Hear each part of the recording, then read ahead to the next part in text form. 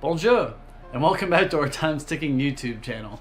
My name is Jake, as always, and today we're going to be exploring a celebrity timepiece that made its way all the way back to Switzerland at Blancpain. So, stick with us through our intro, and we're going to see if diamonds really are a girl's best friend.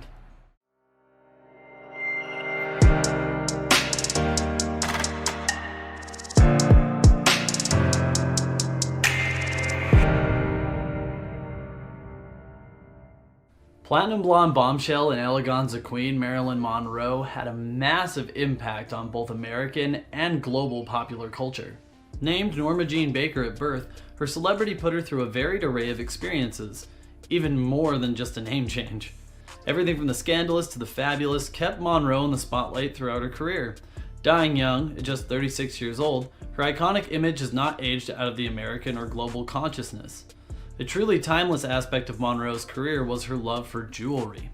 Diamonds were, at the very least, her best friend, and her Blancpain wristwatch was no exception.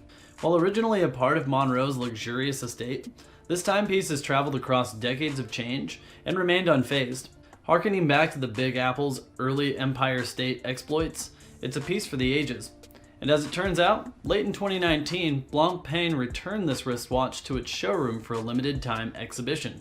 And what better venue to display a cocktail-style wristwatch worn by Marilyn Monroe than Fifth Avenue in New York City? Dubbed timeless elegance, even the name was appropriate for this horological highlight. From October 31st to November 23rd, 2019, its beauty was on display for the first time in over 50 years. Blancpain themselves purchased the watch from the estate of Lee Strasberg, Monroe's acting coach, in 2016. The watch is one of Blancpain's own Art Deco designs, created when the art style was still the bee's knees. It sports a slim 1930s appropriate case made with platinum, 71 round cut diamonds, and 2 marquee cut diamonds. Turns out, she really wasn't lying about the diamonds. Blancpain's name is inscribed on the white dial on this piece, which incorporates a lovely contrast of blue hands and yellow markers. What's more, it has a 17 jewel mechanical FHF 59 movement, which is described on Blancpain's own website as tiny. There's nothing tiny about Monroe's signature piece, to be sure. Its own watchmaker had to buy the watch back at nearly $250,000. Monroe likely paid something equivalent to that, even back in the day. Platinum and diamonds in the build already stand out on their own, beyond the Monroe name itself. What's particularly interesting about this piece is that while Monroe is the second ever woman to own her own film production studio, Blancpain, while they were producing her watch, actually was experiencing their first female CEO, Betty Feichter. Though Martha Wittnauer was the first woman CEO in watchmaking history, Feichter was a close follow-up. She was at the helm when Monroe's wristwatch was designed, and made the ultimate call on whether or not it would go into production. Monroe was only a teenager when the watch released. However, it eventually made it to her hands, or should we say wrist, then after some time, came full circle back to its original watchmaker. The movement of Monroe's watch is stamped with Rayville Watch Co.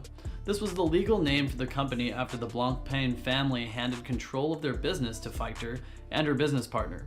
Under the company name Rayville Watch Co., the Blancpain brand saw international flourishment, which has persisted beyond the 20th century.